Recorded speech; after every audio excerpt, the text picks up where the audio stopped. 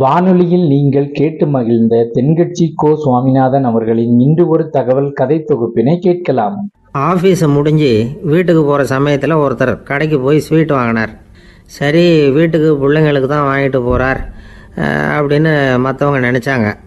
அவர் அப்படி செய்யல. அந்த இடத்துலையே பொட்டலத்தை பிரித்தார். திருட மாதிரி அப்படியே சுற்றி ஒரு தரம் பார்த்துக்கிட்டார். யாரும் தெரிஞ்சவங்க இல்லைங்கிறத முடிவு பண்ணிவிட்டு அவசரமாக அதை அப்படியே போட்டு முழுங்கிவிட்டு கையை தொடச்சிக்கிட்டு நல்ல பிள்ளை மாதிரி நடந்து போக ஆரம்பிச்சிட்டார். அவர் யாருன்னா, அவரோட பிரச்சனை எல்லாருக்கும் தெரியாது, சில பேருக்கு தான் தெரியும்.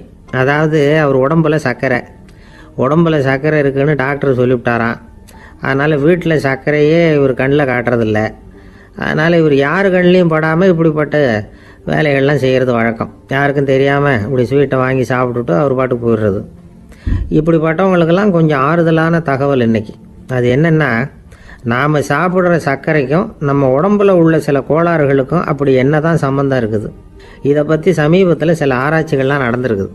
ஏன்னா சர்க்கரைன்னாவே விஷம் மாதிரி அதை பார்க்குறவங்களும் சில பேர் உண்டு. சின்ன பிள்ளைங்களுக்கு வயத்தில் பூச்சி உண்டாகிறதுலேருந்து பெரியவங்களுக்கு நீரிழிவு வர்ற வரைக்கும் எல்லாத்துக்கும் சர்க்கரை தான் காரணம்னு சொல்லிகிட்டு இருக்கிறோம். ஆனால் அந்த அளவுக்கு பயப்பட வேண்டிய அவசியம் இல்லை அப்படின்னு சொல்கிறாங்க. சர்க்கரை வியாதி, இருதய நோய், பித்த நீர் பை நோய், இதெல்லாம் சில நோய்கள்லாம் நாம் சாப்பிட்ற சர்க்கரைக்கும் தொடர்பு இருக்குன்னு நினைக்கிறோம். ஆனால் அப்படி சம்பந்தம் உண்டுங்கிறதுக்கு போதுமான அளவுக்கு ஆதாரம் இல்லை அப்படிங்கிறாங்க ஆராய்ச்சியாளர்கள். ஒரே ஒரு சம்பந்தம் தான் உறுதியாக இருக்குதான். அதுவும் இந்த பல் சிதைவு அப்படின்னு இருக்கு இல்லையா, அந்த சர்க்கரை சாப்பிட்றதுக்கும் இந்த பல் சிதைவுக்கும் சம்பந்தம் இருக்குது அப்படிங்கிறத மட்டும் உறுதியாக சொல்கிறாங்க. சர்க்கரைன்னா நாம் சாப்பிட்ற ஜீனி மட்டும் இல்லை, பழம், காய்கறி, பால், தேன், இப்படி எல்லாத்துலேயும் அது இருக்குது. கேரட்டு கொடுக்குற சத்தில் 88% சர்க்கரை, ஆப்பிள் கொடுக்குற சக்தியில் 95% சர்க்கரை. இது ஜீனி சர்க்கரை, இது ஆப்பிள் சர்க்கரை அப்படிங்கிற வித்தியாசம்லாம் உடம்புக்கு கிடையாது. ரெண்டுமே உடனடியாக சக்தி கொடுக்குது. ஒரு ஸ்பூன் சர்க்கரையில் 16 கலோரி தான் சத்து இருக்குது. அதிகமாக சர்க்கரை சாப்பிட்டா நீரிழிவு வந்துருங்கிறது தப்பான ஒரு அபிப்பிராயம். டயபெட்டிஸுங்கிறது ஒரு மெட்டபாலிக் டிசார்டர், அவ்வளவுதான். அதாவது நாம் சாப்பிட்ற சர்க்கரையை நம்ம உடம்பு திறமையாக உபயோகப்படுத்திக்க முடியல அப்படின்னு அர்த்தம். அதனால தான் அதிகமாக இனிப்பு வேணாம்னு சொல்கிறோம். ஏற்கனவே உடம்பால் முடியாத ஒன்றை மறுபடியும் அது தலையில் சுமத்தி அதிகமாக வேலை வாங்க வேணாமே அப்படிங்கிறதுக்காக தான். ஆகாரத்தில் அதிகமாக சர்க்கரை இருந்தால் அதனால் உடனே சர்க்கரை வியாதி வந்துடும்ங்கிறதுக்கு விஞ்ஞான ரீதியாக போதுமான ஆதாரம் இல்லை. அதனால் எப்போவாவது அதிகமாக ஸ்வீட்டு சாப்பிட்டுட்டா ஐயோ அதிகமாக சாப்பிட்டோமோ, என்ன பண்ண போதோ தெரியலையே அப்படின்னு நினச்சி மனசை போட்டு குழப்பிக்க வேண்டியதில்லை. பொதுவாக எதுவுமே அதிகமாக வேண்டாம், எல்லாம் சீராக இருந்தால் போதும்.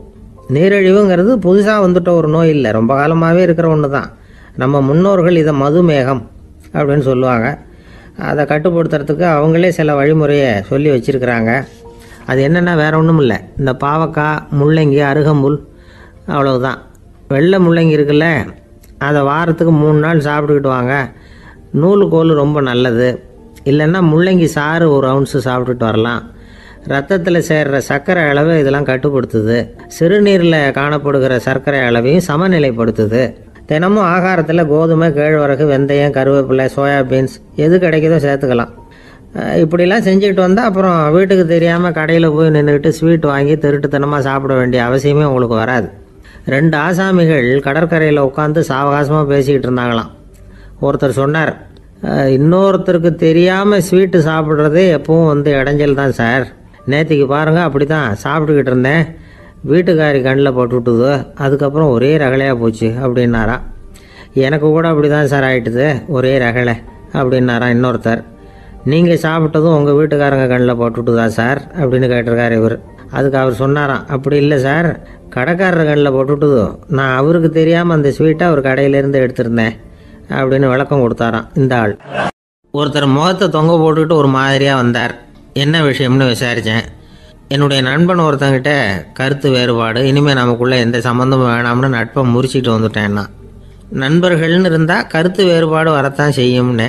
கருத்து வேறுபாடு வராமல் இருக்கிறதுக்கு ஏதாவது வழி உண்டா அப்படின்னு கேட்டாங்க. அதை பற்றி நிபுணர்கள் சில யோசனைகளை சொல்லியிருக்கிறாங்கன்னு. முதல் விஷயம் என்னென்னா, உங்கள் நண்பனுக்கு ஒரு செய்தி சொல்லணும்னா அதை நீங்களே நேரடியாக சொல்லுங்கள், அல்லது உங்கள் கைப்பட கடிதம் எழுதுங்க. அதாவது நேரடி தொடர்பு முக்கியம். அதை விட்டுட்டு இன்னொருத்தர் மூலமாக நண்பர்களுக்கு செய்தி அனுப்புனா நீங்கள் சொல்கிற செய்தி அப்படியே போய் சேராது, அது சேதமாயிடும். கூட்டி குறைச்சி சொல்லிவிடுவாங்க, அது குழப்பத்தில் கொண்டாந்து விட்டுரும். இது ஒரு யோசனை.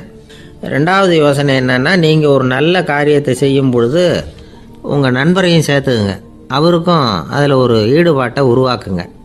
மூணாவது யோசனை, நம்ம பக்கத்தில் இருக்கிற நண்பர் மகிழ்ச்சி அடைகிற மாதிரி ஏதாவது செய்யணும். சின்ன சின்ன செயல்களாக இருந்தாலும் பரவாயில்ல, அவர் நமக்கு எதுவும் செய்யலையே, நாம் எதுக்கு செய்யணும் அப்படின்னு நினச்சிக்கிட்டு இருக்கக்கூடாது.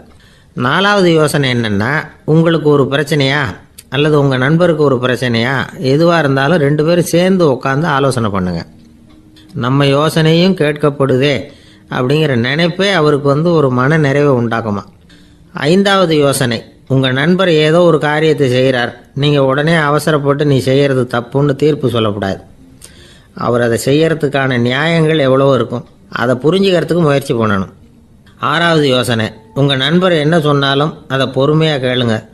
அவர் சொல்கிறத புரிஞ்சுக்கணும், அவர் சொல்ல விரும்புகிறத புரிஞ்சுக்கணும், அவர் சொல்ல முடியாமல் தவிக்கிறதையும் புரிஞ்சுக்கணும். இப்படி 3 விதமாகவும் அவரை புரிஞ்சுக்கிட்டு அதுக்கு தகுந்த மாதிரி செயல்படணும். 7வது யோசனை என்னென்னா, உங்கள் நண்பர் உங்ககிட்ட ஏதோ ஒரு கருத்தை சொல்கிறார், அது உங்களுக்கு பிடிக்கல, அதுக்காக உடனே நீ சொல்கிறது சரியில்லை, நான் ஒத்துக்க மாட்டேன் அப்படின்லாம் மறுத்துக்கிட்டு இருக்கக்கூடாது. அவர் சொல்கிறத கேட்கணும், பொறுமையாக சிந்திக்கணும், அதுக்கப்புறம் பதில் சொல்லணும். இப்படிலாம் நடந்துக்கிட்டால் நண்பர்களுக்குள்ள கருத்து வேறுபாடு வர்றதுக்கு வாய்ப்பே இருக்காது அப்படின்னு வல்லுநர்கள் தொகுத்து சொல்லியிருக்கிறாங்க இந்த யோசனைகளை. எனக்கு தெரிஞ்ச சில நண்பர்கள் உண்டு, அவங்களுக்குள்ளேயும் கருத்து வேறுபாடுகள் வராமல் இருக்கிறதுக்கு சில நுட்பங்களை கையாளுறது உண்டு. ஒருத்தர் சொன்னார், அந்த டாக்டர் சின்ன வயசுலேருந்து என் கூட பழகினவர், நாங்கள் 2 பேரும் இணை பிரியாத நண்பர்கள், இருந்தாலும் எனக்கு உடம்பு சரியில்லைன்னா நான் அவர்கிட்ட வைத்தியம் பார்த்துக்க மாட்டேன் அப்படின்னார் ஒருத்தர். ஏன் அப்படின்னு கேட்டேன். எங்கள் நட்பு கெட்டுப்படக்கூடாது இல்லையா, அதனால தான் அப்படின்னார் இவர். ஒரு நண்பர் அவசரமாக என்கிட்ட ஓடி வந்தார். அப்புறம் சொன்னார், என்னால் நம்பவே முடியல சார், என் பையனை அப்படி அப்படின்னு சொல்லி ஆச்சரியப்பட்டார். உங்கள் பையன் அப்படி என்ன தான் செஞ்சுட்டான் அப்படின்னு கேட்டேன். என்னால் முடியாத ஒரு காரியத்தை அவன் செஞ்சுட்டான் சார் அப்படின்னார். அது என்னன்னு தான் சொல்லுங்களேன். என்ன 5வது வகுப்பில் அவன் ஒரே தடவையில் தேறிட்டான் சார், அதாவது ஒரே அட்டம்ப்டில் பாஸ் ஆகிருக்கான் அப்படின்னார் மூச்சு வாங்க.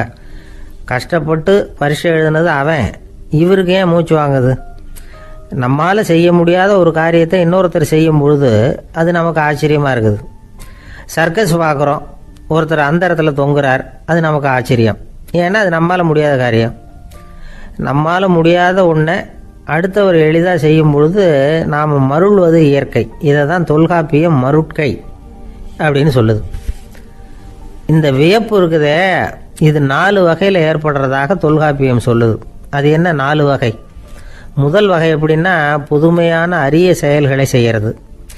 2வது வகை என்னென்னா பெரும் செயல்களை செய்கிறது. 3வது வகை என்னென்னா மிக நுட்பமான செயல்களை செய்கிறது. 4வது வகை என்னென்னா ஆக்கம் தரும் செயல்களை செய்கிறது.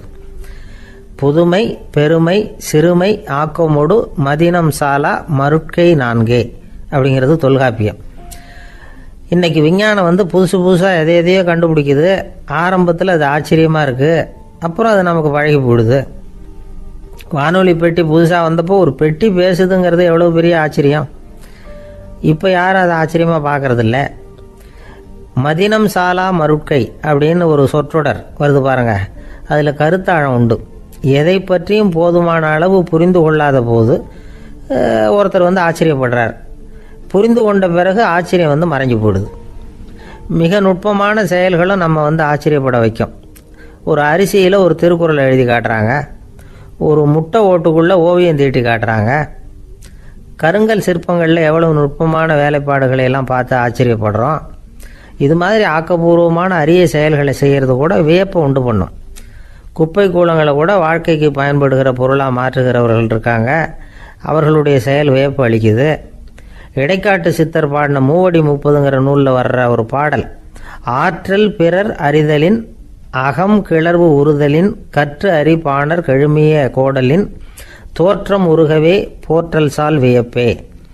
ஒருத்தருடைய ஆற்றல் தெரியாமல் இருந்தது, அவருடைய அரிய செயலை பார்க்கும் பொழுது வியப்பாக இருந்தது, மனசுக்குள்ள கிளர்ச்சி. பாவலர்கள் இந்த இவர்களுடைய புகழை பாடி மற்றவர்களும் தெரிந்து கொள்ளுமாறு செய்கிறார்கள் அப்படிங்கிறது தான் ஒரு யதார்த்தமான உண்மை. ஆக எல்லா வகையிலும் மக்கள் தங்களுடைய வாழ்க்கையில் முன்னேறுவதற்கான வழிகாட்டுகிற ஒரு மெய்ப்பாடு தான் வியப்புங்கிறது. இந்த காலத்தில் நம்ம எப்படியெல்லாம் ஆச்சரியப்பட வைக்கிறாங்க. ஒரு ஆளை பிடிச்சி ஜெயிலில் கொண்டு வந்தாங்க. ஜெயில் அதிகாரி அவனை ரொம்ப ஆச்சரியமாக பார்த்தாரான். இவன் கேட்டான், ஏன் சார் அப்படி பார்க்குறீங்க, நான் இப்போ இங்கே வர்றது உங்களுக்கு ஆச்சரியமாக இருக்குதா அப்படின்னு கேட்டிருக்கான். இதுக்கு ஜெயில் அதிகாரி சொல்லியிருக்கார், நீ இப்போ இங்கே வந்ததில் எனக்கு ஒன்றும் ஆச்சரியம் இல்லைப்பா, ஏற்கனவே நீ இங்கேருந்து விடுதலையாகி போய் 6 மாதம் ஆச்சு, இவ்வளவு லேட்டாக வர்றியே அதுதான் எனக்கு ஆச்சரியமாக இருக்குது அப்படின்னாராம். ஒரு சீன தேசத்து அரசர் இருந்தார். அவருக்கு வயசாயிட்டுது. அவருக்கு அடுத்தபடியாக அவருடைய புள்ள பட்டத்துக்கு வரணும், ஆட்சி பொறுப்பை ஏற்றுக்கணும். ஒரு நல்ல தலைவனுக்கு இருக்க வேண்டிய பண்புகள்லாம் தன்னுடைய மகனுக்கு இருக்கணும்னு விரும்பினார் அந்த அரசர். அதனால் இளவரசனை பக்கத்தில் இருந்த ஒரு குரு கிட்ட அனுப்புனார். இளவரசன் அவர்கிட்ட போய் சேர்ந்தான். அந்த குரு என்ன பண்ணார் தெரியுமா, இவனை பார்த்து சொன்னார், இதை பாருப்பா, நீ என்ன பண்ணுற, இப்போவே பக்கத்தில் இருக்கிற காட்டுக்கு போ, நடு காட்டில் போய் ஒரு இடத்துல உட்காந்துக்கோ, அங்கே என்னென்ன சத்தம்லாம் உன் காதில் விழுதுன்னு கவனித்து கேளு, உன் காதில் விழுந்த ஓசைகள் என்னென்னங்கிறத என்கிட்ட சொல்லு, அதுதான் எனக்கு தெரியணும், உனக்கு வேலையும் அதுதான் அப்படின்னு சொல்லி அனுப்பி வச்சுட்டார். இளவரசன் காட்டுக்கு போனான். குரு சொன்னபடியே ஒரு இடத்துல உட்காந்து கவனித்து கேட்டான். அதுக்கப்புறம் குருக்கிட்ட திரும்பி வந்தான். என்னென்ன சத்தம்லாம் கேட்ட அப்படின்னு கேட்டார் குரு. குருவே, காட்டில் நான் பறவைகள் சத்தம்லாம் கேட்டேன், மிருகங்களின் ஓசையையும் கேட்டேன், இதை தவிர இடி மின்னல் மழை இதுகளோட சத்தத்தையும் கேட்டேன் அப்படின்னா. குரு யோசனை பண்ணார், நீ இன்னமும் சரியாக கேட்கல, அதனால் மறுபடியும் காட்டுக்கு போ, கொஞ்ச நாள் தங்கியிருந்து கேட்டுட்டு வா அப்படின்னார். இளவரசனுக்கு ஒன்றும் புரியல. இருந்தாலும் குருவின் கட்டளையாச்சே, மறுக்க முடியுமா? உடனே அவன் மறுபடியும் காட்டுக்கு போனான். ஒரு இடத்துல உட்காந்தான். கொஞ்ச நேரம் உன்னிப்பாக கவனித்து கேட்டான். சில நாள் கழித்து குருக்கிட்ட திரும்பி வந்தான். குருவே, இந்த தடவை சில துல்லியமான சத்தங்களை எல்லாம் கேட்டான். தேனீ பறக்கிற சத்தம், நீரோடையின் மெல்லிய ஓசை, இதெல்லாம் கேட்டேன்னா. குரு சிரித்தார். நீ மறுபடியும் காட்டுக்கு போ, இன்னும் சில நாள் அங்கே இரு, முழுமையாக கவனமாக கேட்டுக்கிட்டு வா அப்படின்னு சொல்லி அனுப்பி வச்சுட்டார். இளவரசனுக்கு குழப்பம் அதிகமாயிட்டுது. ஒன்றுமே புரியல. மறுபடியும் காட்டுக்கு போனான். மௌனமாக ஒரு இடத்துல உட்காந்துட்டான். அப்படியே தியானத்தில் ஆழ்ந்துட்டான். சில நாளில் அவனுக்கு இதுவரை கேட்காத ஓசைகள்லாம் கேட்க ஆரம்பிச்சிட்டுது. இதைத்தான் நான் கேட்கணும்னு என்னுடைய குரு எதிர்பார்த்துருக்கிறாருங்கிறத புரிஞ்சுக்கிட்டான். உடனே குருக்கிட்ட ஓடனான். குருவே, இந்த தடவை காதுகளுக்கு கேட்க முடியாத சில ஓசைகளை கூட என்னால் உணர முடிஞ்சுது. பூ மலருகிற ஓசை, சூரியனால் பூமி சூடாகிறப்போ எழுகிற ஓசை, காலை பனித்துளி இந்த புல்லுலாம் குடிக்கிற ஓசை, இது எல்லாம் என்னால் நல்லா கேட்க முடிஞ்சுது அப்படின்னா. குருவுக்கு இப்போ தான் திருப்தி ஏற்பட்டு தான். இளவரசனை பார்த்து சொன்னார், இதை பாருப்பா, இப்போ தான் நாட்டை ஆளுகிற தகுதி உனக்கு வந்திருக்குது அப்படின்னு சொல்லி அதுக்கு விளக்கமும் கொடுத்தாராம். எந்த அரசன் தன்னுடைய மக்களின் இதயம் பேசுகிற மௌன மொழியை, மௌன வார்த்தைகளை கேட்குறானோ அவன்தான் ஆள தகுதி உள்ளவன். எந்த அரசன் தன்னுடைய மக்களின் உணர்ச்சிகளை உண்மையாக உணர்றானோ அவன்தான் முதன்மையான அரசன். போலி வார்த்தைகளை மட்டும் கேட்டுட்டு பல மௌன ராகங்களை காதில் வாங்கிக்காதவன் அரசனே இல்லை. எந்த நாட்டில் எப்போ ஒரு அரசன் தன்னுடைய மக்களின் உணர்ச்சிகளை கேட்க மறுக்கிறானோ அன்னையிலேருந்தே அந்த நாடு அழிய தொடங்குது அப்படின்னு அர்த்தம். இதுதான் அந்த குரு இளவரசனுக்கு போதிச்சது. வாயால் பேசுகிறத மட்டும் கேட்டு ஏமாறக்கூடாது, உணர்ச்சிகளையும் கேட்கறதுல தான் மனப்பக்குவம் உண்டாகும். மக்கள் உணர்ச்சிகளை புரிந்து கொள்ளாத அரசர்கள் நீடிச்சிருக்க முடியாது. அது மாதிரி நாடுகளில் அடிக்கடி குழப்பம் தான் உண்டாகும். அப்படி இருந்தால் அடிக்கடி ஆட்சி மாறிக்கிட்டு இருக்கும். அப்படிப்பட்ட ஒரு தேசம், அங்கே ஒரு சிறைச்சாலையில் 3 கைதிகள் பேசிக்கிட்டு இருந்தாங்க.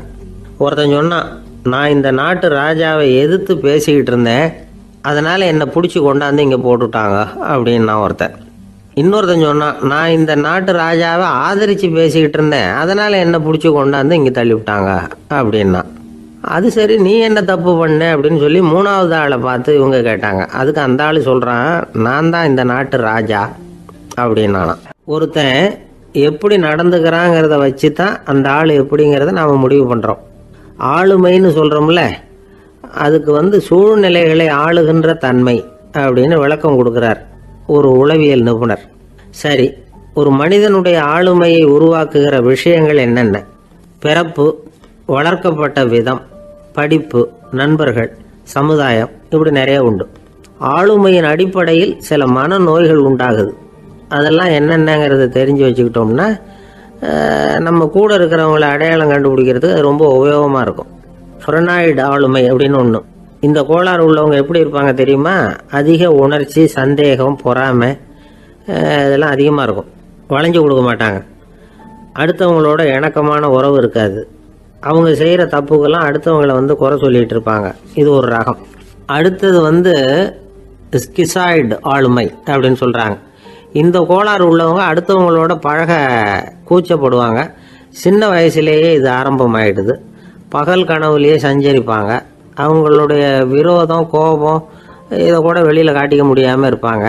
இவங்களுக்கு அகமுகம், பிரச்சனைகள்லேருந்து ஒதுங்கி எதுலேயும் ஈடுபாடு இல்லாதவங்களாக இருப்பாங்க. இப்படி ஒரு ரகம். அடுத்தது சைக்ளோதமிக் ஆளுமை அப்படின்னு சொல்கிறாங்க. அது என்னென்னா, உணர்ச்சிகளில் ஏற்றத்தாழ்வு அதிகமாக இருக்குமா. சில சமயம் பார்த்தா மகிழ்ச்சியாக இருப்பாங்க, சில சமயம் சோகமாக உட்காந்துருப்பாங்க. அவங்க மனநிலைக்கு தகுந்த மாதிரி சமூக நிகழ்ச்சிகளில் பங்கெடுத்துக்குவாங்க. இன்னொரு வகை என்னென்னா எண்ணப்பீடிகை ஆளுமை அப்படின்னு பேர் வச்சிருக்கிறாங்க. அதுக்கு இவங்களுக்கெல்லாம் கரெக்டாக இருக்கணும். எல்லாம் சட்டத்திட்டம், இதுலேயும் ஒரு ஒழுங்குமுறை, இப்படி எதிர்பார்க்குற மனோபாவம். இவங்க எதிர்பார்ப்புக்கும் வரன்முறைக்கும் மற்றவங்க கட்டுப்படணும்னு நினைப்பாங்க. இந்த நிலைமை நீடிச்சா என்ன ஆகும் தெரியுமா? அலைக்கழிக்கிற எண்ணங்கள் திரும்ப திரும்ப ஒரே செயலை செய்ய தூண்டுற மன தளர்ச்சிக்கு ஆளாயிடுறாங்க. அடுத்தது ஹிஸ்டீரியா ஆளுமை. சின்ன விஷயத்தையெல்லாம் பெருசுபடுத்தி நாடகமாக்குற நடிகர்கள் இவங்க. உணர்ச்சி அதிகம் உள்ளவங்க. இவங்க மன எழுச்சியில் பக்குவமின்மை, குழந்தைத்தனம், முதிர்ச்சியின்மை எல்லாம் இருக்கும். தன்னலம் மிக்க குணம். பிறர் தன்னை மட்டுமே கவனிக்கணும்னு நினச்சி செயல்படுறது, இதெல்லாம் இவங்க அடையாளம். அடுத்த ரகம் எப்படின்னா வளர்ச்சியற்ற ஆளுமைன்னு சொல்கிறாங்க. அடுத்தவங்களோட இணங்கி போக முடியாதவங்க, அறிவு, மன எழுச்சி, சமூக உறவு இதில் எல்லாம் போதுமான வளர்ச்சியையும் நிறைவையும் பெற முடியாதவங்க. இவங்களால வாழ்க்கையில் முன்னேற முடியாது. பிச்சைக்காரங்க, குற்றவாளிகள் இவங்ககிட்டெல்லாம் இது மாதிரியான ஆளுமை அதிகமாக இருக்குமா. அடுத்தது என்னென்னா சோர்வுடைய ஆளுமை. எதுலேயும் உற்சாகம் இல்லாமல் சோர்ந்து போயிருப்பாங்க. அதுக்கெல்லாம் நமக்கு வலிமை இல்லைப்பா அப்படின்னு சொல்லிட்டு இருப்பாங்க. சின்ன விஷயங்களுக்கெல்லாம் அதிர்ச்சி அடையிறது, வாழ்வின் சுவையை அனுபவிக்க முடியாதவங்க. இன்னொரு ரகம் இது கொதித்தெழும் ஆளுமைங்கிறாங்க. எதுக்கு எடுத்தாலும் ஆத்திரம், குரோதம், வன் செயல் இதுலெல்லாம் ஈடுபாடு, இப்படி உள்ளவங்க. நத்தை வகை ஆளுமை அப்படின்னு ஒன்று. அடுத்தவங்க மேலே விரோதம் இருக்கும், அடிக்கணுங்கிற எண்ணம் இருக்கும். ஆனால் அதை அப்படியே வெளியில் காட்டாமல் அதே சமயம் அமைதியான முறையில் வெறுப்பை வெளிக்காட்டுற ரகம். இவங்கெல்லாம் பேசாமல் கம்முன்னு இருந்துக்கிட்டே நினைச்சதை நிறைவேற்றிக்கிடுவாங்க. முன்ஜாக்கிரதை ஆளுமை அப்படின்னு ஒரு ரகமா. பாதுகாப்பின்மை, சந்தேகம், முழுமையின்மை, அறவேக்காட்டுத்தனம் இந்த மனப்போக்கு அதிகமாக இருக்கிறதுனால அகம்பாவம், புடிவாதம், எச்சரிக்கை எல்லாம் அளவுக்கு மீறி இருக்கும். இதுவரைக்கும் நாம் பேசிக்கிட்டு இருந்த ஆளுமை பண்புகள் அளவுக்கு அதிகமாக போயிட்டுதுன்னா ஆளுமை கோளாறுகள் ஏற்படும். அதன் அடிப்படையில் மனவியாதிகள் வருமா.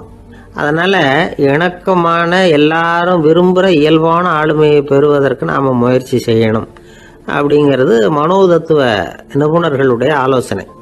ஒருத்தர் ஒரு மனோதத்துவ டாக்டரை தேடிட்டு வந்தாராம். டாக்டர், எனக்கு மனசில் ஏதோ வியாதி, ஆளுமை கோளாறு, அதாவது எனக்கு சீக்கிரமாக செத்து போனால் தேவையில்லைன்னு தோணுது அப்படின்னாராம். உடனே அந்த டாக்டர், சரி அப்படின்னா இங்கே இருங்க, நான் வைத்தியம் பார்க்குறேன் அப்படின்னாராம். ஒரு அம்மா தெருவில் உட்காந்து என்னத்தையோ தேடிட்டு இருக்கிறாங்க. அந்த அம்மா ஒரு சுஃபி ஞானி. அவங்க பேர் என்னன்னா ரபியா அல் அடாவியா. அந்த அம்மாவுக்கு கண் கூட தெளிவாக தெரியாது. அந்த பக்கமாக வந்த சில பேர் இவங்களுக்கு உதவி செய்கிறதுக்காக வந்தாங்க. என்ன தேடிட்டு இருக்கிறீங்க அப்படின்னு கேட்டாங்க. இதுக்கு அந்த அம்மா, அந்த கேள்வி அவ்வளோ முக்கியத்துவம் இல்லை, நான் தேடிட்டு இருக்கிறேன், உங்களால் முடிஞ்சால் எனக்கு உதவி பண்ணலாம் அப்படின்னாங்களாம். உதவி செய்ய வந்தவங்களுக்கு ஆச்சரியம்.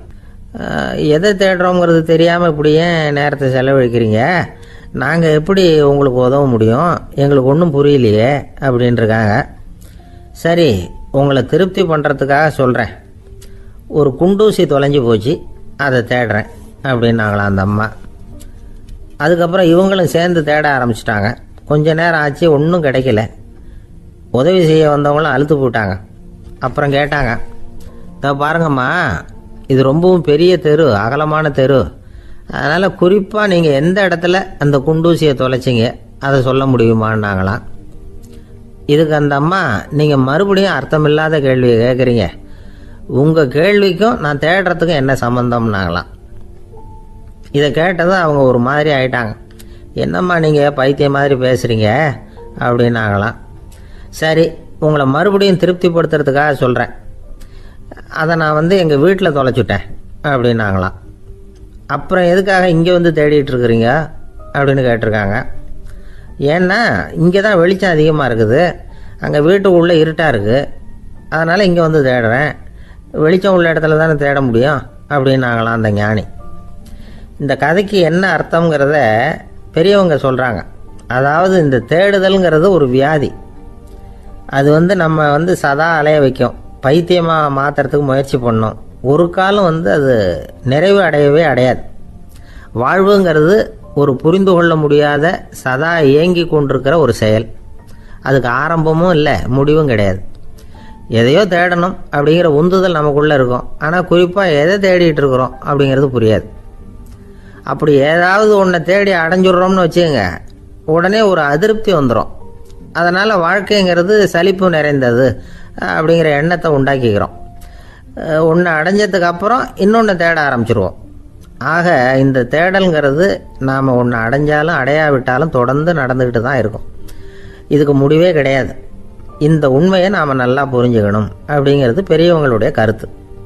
ஏழையும் தேடுறான், பணக்காரனும் தேடுறான், நோயாளியும் தேடுறான், நோய் இல்லாதவனும் தேடுறான், அதிகாரம் உள்ளவனும் தேடுறான், அதிகாரம் இல்லாதவனும் தேடுறான், முட்டாளும் தேடுறான், அறிவாளியும் தேடுறான். ஆனால் யாரும் இதை தான் தேடி சாதிக்க போகிறோம், இதுதான் முடிவு அப்படின்னு திட்டவட்டமாக சொன்னதில்லை. ஒன்று அடைஞ்சதும் இன்னொன்று தேட ஆரம்பிச்சிடுறாங்க, அவ்வளோதான். அதாவது உங்களின் தேடுபவர் உங்கள் உள்ளே தான் இருக்கிறார், அவரை தேடி கண்டுபிடியுங்கள். இதுதான் ஞானிகள் நமக்கு சொல்லுகிற ஒரு ஆலோசனை. நம்மால் ஒருத்தன் ஜெயிலில் இருந்தான். இன்னொரு கைதி அவனை பார்த்து கேட்டான், ஏன்பா உன்னை பார்க்குறதுக்கு வெளியிலேருந்து யாருமே இங்கே வர்றது இல்லையே, உனக்கு சொந்தக்காரங்களே கிடையாதா அப்படின்னு கேட்டானா. ஏன் இல்லை, எனக்கு சொந்தக்காரங்க நிறைய பேர் உண்டு, அவங்க என்னை பார்க்க வராததுக்கு காரணம் வேற அப்படின்ட்டுருக்கான் இவன். என்ன காரணம்னு கேட்டான் அவன். அதுக்கு இவன் சொன்னானா, அதுக்கு என்ன காரணம்னா அவங்க எல்லாரும் இங்கே உள்ளேயே இருக்கிறாங்க அப்படின்னானா. ஒரு சிகை அலங்கார கூடம், ரொம்ப சுறுசுறுப்பாக எல்லாரும் வேலை செஞ்சுக்கிட்டு இருக்கிறாங்க. முடிவெட்டிக்க வந்திருக்கிறவங்க நிறைய பேர், எல்லாரும் வரிசையாக உட்காந்துருக்குறாங்க. அந்த சமயத்தில் திடீர்னு கதவை திறந்துக்கிட்டு ஒருத்தர் உள்ளே வர்றார். அவர் ஒரு பெரிய மனிதர், அவரும் முடிவெட்டிக்கிறதுக்காக தான் உள்ளே வந்திருக்கிறார். அவரை பார்த்த உடனே அங்கே வரிசையில் உட்காந்துருந்தவங்க எல்லாரும் எழுந்திரிச்சு அவர்கிட்ட வந்துட்டாங்க. அவரை சுற்றி நின்றுக்கிட்டாங்க. எப்படி இருக்கிறீங்க, நல்லா இருக்கீங்களா அப்படின்னு விசாரிக்க ஆரம்பிச்சிட்டாங்க. எல்லாம் முடிஞ்சதும் வந்தவர் கேட்டார், வரிசையில் கடைசியாக இருக்கிறவர் யார் அப்படின்னு கேட்டார். ஏன்னு கேட்டாங்க. நான் அதுக்கு அடுத்தபடியாக உட்காரணும், அதுக்காக தான் கேட்குறேன் அப்படின்னார். உடனே அங்கே இருந்தவங்கெல்லாம் என்ன சொன்னாங்க தெரியுமா, நீங்கள் வந்து வரிசையில் காத்திருக்கக்கூடாது, நீங்கள் அரசாங்கத்தின் தலைவர், உங்களுக்கு நேரம் முக்கியம், அதனால் நீங்கள் முன்னாடி போங்க அப்படின்னு சொன்னாங்க. ஆனால் அதை அவர் கேட்கல. தோழர்களே, உங்களுடைய கருத்துக்கு ரொம்ப நன்றி, எல்லாரும் வரிசையாக தான் வரணும், அதுதான் முறை, வரிசையில் வரணுங்கிற நடைமுறையை நானும் பின்பற்ற விரும்புகிறேன், நாம் எல்லாரும் சமமானவர்கள் அப்படின்னார். இப்படி சொல்லிவிட்டு வரிசையில் கடைசியாக இருந்த ஒரு நாற்காலியில் போய் உட்காந்துக்கிட்டார். தன் சட்டை பையில் இருந்த ஒரு செய்தித்தாளை எடுத்தார், படிக்க ஆரம்பிச்சிட்டார். ஆனால் அங்கே இருந்தவங்களால இதை வந்து பார்த்துக்கிட்டு சும்மா இருக்க முடியல. ஒருத்தர் எழுந்திரிச்சு வந்தார். ஐயா, இப்போ என்னுடைய முறை வந்திருக்குது, நான் தான் போக வேண்டிய முறை, உங்களை இங்கே காத்திருக்க வைக்கிறத விட ஒரு 5 ஆண்டுகளுக்கு கூட நான் வந்து முடிவெட்டிக்காமே இருந்துட முடியும் அப்படின்னார். அவர் மறுபடியும் சொன்னார், ஐயா, நீங்கள் வந்து வரிசை முறையை தாண்டி போக விருப்பப்படல, சரி, ஆனால் என்னுடைய முறையை வந்து மாற்றி கொடுக்கறதுக்கு எனக்கு வந்து முழு உரிமை இருக்குது, இதுக்கு பதிலாக உங்களுடைய கடைசி இடத்த நான் எடுத்துக்கிறேன், இதை நீங்கள் மறுக்க முடியாதுன்னார். அங்கே இருந்த மற்றவங்களும் இதை ஒரு மனசாக வற்புறுத்த ஆரம்பிச்சிட்டாங்க. அந்த பெரிய மனிதர் பார்த்தார், சரின்னு கடைசியாக ஒத்துக்கிட்டார். அவர் யார் தெரியுமா, அவர் தான் மாவீரர் லெனின். ரஷ்யாவில் கிரெம்ளின் சிகை அலங்கார கூடத்தில் தான் இது நடந்தது. எல்லாரும் இந்நாட்டு மன்னர்கள்னு வாயளவில் பேசுறதுல என்ன பிரயோஜனம், நாம் எல்லாரும் சமங்கிறத நடைமுறையில் கடைபிடிச்சி காட்டினவங்க கொஞ்சம் பேர் தான். அவங்களில் ஒருத்தர் தான் லெனின். வரிசையில் நின்று வர்றதுங்கிறது ஒரு சிறந்த பண்பு, உயர்ந்த பண்பு. இன்றைக்கி பல இடங்களில் அது நமக்கு தேவைப்படுது. ஒரு ரேஷன் கடை வாசல், கடை திறக்கிறதுக்கு முன்னாடியே எல்லாரும் வந்து வரிசையில் நின்றுட்டாங்க. கடைசியாக வந்த ஒருத்தர் கியூவில் முன்னாடி போகிறதுக்கு முயற்சி பண்ணுறார். ஏற்கனவே நின்றுட்டு இருக்கிறவங்க அவரை முன்னாடி போகிறதுக்கு விட மாட்டேங்கிறாங்க. கடைசியாக போய் நில்லையா அப்படின்னு எல்லாரும் கத்துறாங்க. அது அவர் காதில் வாங்கலை. முண்டி அடிச்சுக்கிட்டு முன்னாடி போகிறதுக்கே முயற்சி பண்ணிகிட்டு இருக்கிறார். எல்லாரும் சேர்ந்து அவரை வலுக்கட்டாயமாக இழுத்து கொண்டாந்து பின்னாடி கொண்டு போய் நிறுத்திவிட்டு சொன்னாங்க, இதை பாருப்பா, நாங்கள் இருக்கிற வரைக்கும் நீங்கள் முன்னாடி போய் எதையும் வாங்க முடியாது, தெரிஞ்சுக்கோ அப்படின்னாங்க. இப்போ அந்த ஆள் சொன்னாராம், நான் இங்கே பின்னாடி நிற்கிற வரைக்கும் நீங்களும் எதுவும் வாங்க முடியாது அப்படின்னாராம். ஏன்னு கேட்டிருக்கிறாங்க. நான் தான் அந்த கடையை திறக்க வேண்டிய ஆள் அப்படின்னா. ஒரு மனுஷனுக்கு 3 விதத்தில் கர்வம் உண்டாகிறதுக்கு வாய்ப்பு உண்டு. பணம், பதவி, புகழ். பணம் அதிகமாக வந்தால் கர்வம் வரலாம், பதவி பெருசாக வந்துட்டுதுன்னா கர்வம் வரலாம், புகழ் அதிகமாக போனாலும் கர்வம் வரலாம். இந்த 3 வகையான கர்வத்துக்கும் இடம் கொடுக்காமல் இருக்கிறாங்க பாருங்கள், அவங்க தான் சிறந்த மனிதர்கள். ஒரு பெரிய பொறுப்பில் இருக்கிறவங்களுக்கு கர்வம் வந்துடக்கூடாது. அப்படி வந்துட்டுதுன்னா அது எல்லாருக்கும் இடைஞ்சல். ஒரு ராஜா இருந்தார். அவர் ஒரு நாள் தன்னுடைய தலைநகரத்தை சுற்றி வந்துக்கிட்டு இருந்தார்.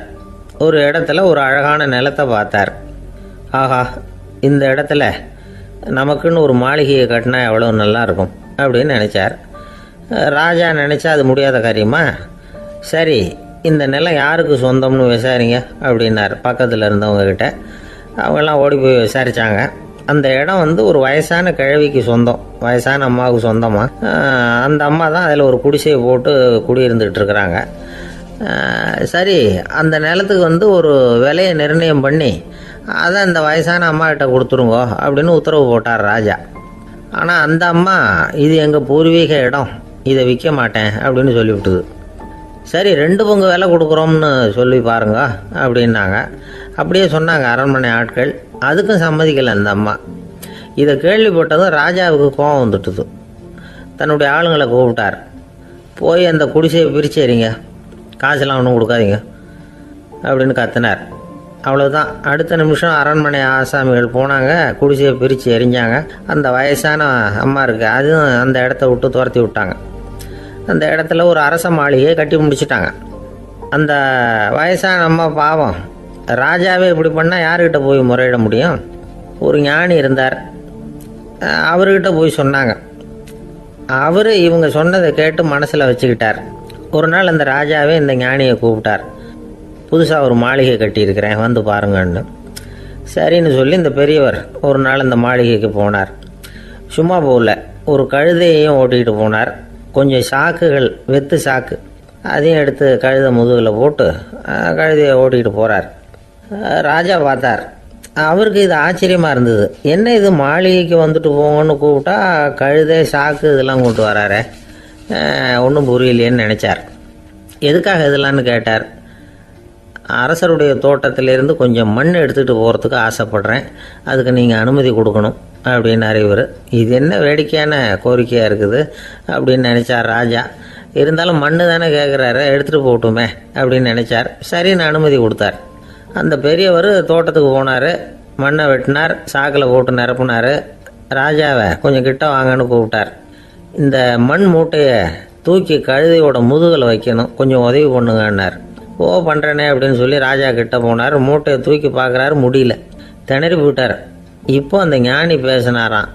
அரசே, இந்த ஒரு சாக்கு மண்ணையே உங்களால் தூக்க முடியல, அந்த கிழவிகிட்ட இருந்து அந்த அக்கிரமமாக அபகரித்த இந்த தோட்டம் பூராவையும் சுமக்கணும்னு ஆசைப்படுறீங்களே, அது உங்களால் முடியுமா அப்படின்னு கேட்டாராம். ராஜா யோசனை பண்ண ஆரம்பித்தார். தன்னுடைய செயலுக்காக வருத்தப்பட்டாராம். அந்த வயசான அம்மாவை உடனடியாக வரவழைச்சார். தாயே, தப்பு பண்ணிட்டேன், என்னை மன்னிச்சுக்குங்க, இன்னையிலேருந்து இந்த மாளிகையும் தோட்டமும் உங்களுக்கு தான் சொந்தம் அப்படின்னு சொல்லிவிட்டாராம். போகிறப்ப இந்த உலகத்திலேருந்து எண்ணத்தை எடுத்துகிட்டு போக போகிறோம், அதனால் ரொம்பவும் அலட்டிக்க வேண்டியதில்லை, கர்வப்பட வேண்டியதில்லை அப்படிங்கிறது ஒரு பெரிய உபதேசம். ஒரு பெரிய மனுஷன் சாக கிடந்தார், ரொம்பவும் அழுதார். ஏன் அழறீங்க அப்படின்னு கேட்டாங்க சுற்றி இருந்தவங்க. நான் சாகிறதுக்காக கவலைப்படலை, நான் நம்ம ஜனங்களுக்காக எவ்வளவோ காரியம்லாம் செஞ்சுக்கிட்டு வந்தேன். நான் செஞ்சுக்கிட்டு வந்த சேவையை இனிமேல் யார் செய்ய போகிறாங்க, அது யாரால முடியும், அதை நினச்சி தான் அழறேன் அப்படின்னாராம். ஒருத்தர் முன்னாடி வந்தார். அதுக்காக நீங்கள் கவலைப்படாதீங்க, உங்கள் சேவையை தொடர்ந்து செய்கிறதுக்கு என்ன மாதிரி இளைஞர் பட்டாலும் தயாராக இருக்குது, இருந்தாலும் எங்கள் கவலை என்னென்னா அப்படின்னு இழுத்தார். என்ன சொல்லுங்கன்னு கேட்டார் அவர். நீங்கள் இது வரைக்கும் என்ன சேவை செஞ்சுக்கிட்டு வந்தீங்க, அதுதான் எங்களுக்கு இன்னமும் புரியாத புதிராக இருக்குது அப்படின்னாராம் அவர். ஒருத்தர் ஒரு தவறு செஞ்சு விடுறாருன்னு வச்சுக்கோங்க. உடனே நீ செஞ்சது தவறு அப்படின்னு சொல்கிறது ஒரு வகை. அதுக்கு பதிலாக எது சரின்னு அவர் புரிந்து கொள்ள உதவி செய்கிறது இன்னொரு வகை. இந்த ரெண்டாவது வகை இருக்குது பாருங்கள், நிர்வாக இயலில் இது ரொம்ப முக்கியம். அலுவலகத்தில் வேலை பார்க்குற ஒருத்தர் முக்கியமாக தெரிஞ்சுக்க வேண்டியது என்ன தெரியுமா?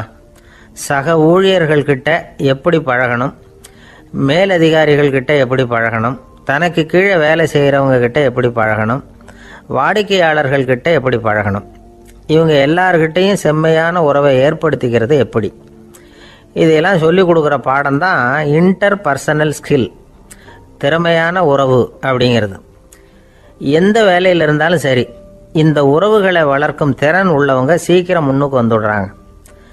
மற்றவங்க கிட்ட உறவை பலப்படுத்திக்கிறது எப்படி அப்படின்னு தெரிஞ்சுக்கிட்டோம்னா எந்த ஒரு தடையையும் சுலபமாக தாண்டி செய்கிற தொழிலில் முன்னுக்கு வந்துடலாம்.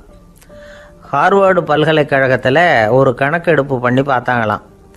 பார்க்குற வேலையில் எது மாதிரி குணாதிசயம் உள்ளவங்க வேகமாக முன்னுக்கு வர்றாங்க அப்படின்னு தெரிஞ்சுக்கிறதுக்காக இந்த கணக்கெடுப்பு.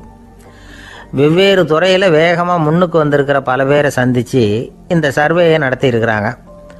அவங்க கண்டுபிடிச்சி சொல்லியிருக்கிற உண்மை என்ன தெரியுமா? ஒருத்தர் ஒரு வேலையில் இருந்தால் அது சம்பந்தப்பட்ட சப்ஜெக்ட் பற்றிய அறிவு 35% இருந்தால் போதுமா. ஆனால் உறவுகளை வளர்க்கக்கூடிய திறன், இன்டர் பர்சனல் ஸ்கில்லு 65% வேணும். இப்படி உள்ளவங்க சீக்கிரம் முன்னுக்கு வந்துடுறாங்களாம். அதனால் ஒருத்தருக்கு வேலை சரியாக புரியலைன்னா கூட விவரமாக மற்றவங்க கிட்ட பழகிறது எப்படின்னு புரிஞ்சால் போதும், அவர் முன்னுக்கு வந்துடலாம். அலுவலகங்களில் மட்டும் இல்லை, எல்லா இடங்கள்லையும் இது ரொம்ப முக்கியம்.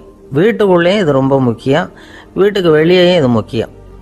அடுத்தவங்க கிட்ட பழகிறது எப்படிங்கிறத தெரிஞ்சிக்காதவன் வாழ்க்கையில் முன்னேற முடியாது. இன்றைக்கி ஆயுதங்களால் காயப்படுத்தி கொள்ளுகிறவர்களை விட வார்த்தைகளால் காயப்படுத்தி கொள்ளுகிறவர்கள் தான் அதிகம். பெரியவங்க என்ன சொல்கிறாங்க தெரியுமா? நீங்கள் இந்த பூமியில் பிறந்ததன் அர்த்தம் பூர்த்தி ஆகணும்னா அடுத்தவங்களுக்கு உதவி பண்ணுங்க. அடுத்தவங்களுக்கு உதவி செய்ய முடியாவிட்டால் கூட பரவாயில்லை, ஆனால் யாரையும் புண்படுத்தி விடாதீங்க அப்படின்னு சொல்கிறாங்க. எனக்கு தெரிஞ்ச ஒருத்தர் ஒரு அலுவலகத்தில் வேலை பார்க்குறார். அவர் சொல்லுவார், எனக்கு இந்த இன்டர் பர்சனல் ஸ்கில் ரொம்ப அதிகம் சார். சக ஊழியர்கள்கிட்ட ரொம்ப சுமூகமாக நடந்துக்குவேன். என் கூட வேலை பார்க்குற ஒருத்தருக்கு ஏதாவது ஒரு கஷ்டம்னா அந்த சமயத்தில் அவர் செய்ய வேண்டிய வேலையை நான் செஞ்சிருவேன் சார் அப்படிம்பார்.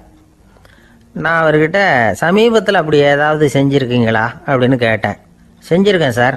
போன வாரம் புதன்கிழமை ஆஃபீஸில் என் பக்கத்து சீட்டுக்காரருக்கு வயிற்று வலி. உடனே நான் மெடிக்கல் லீவ் போட்டுவிட்டு எங்கள் வீட்டுக்கு போயிட்டேன் சார் அப்படின்னார்.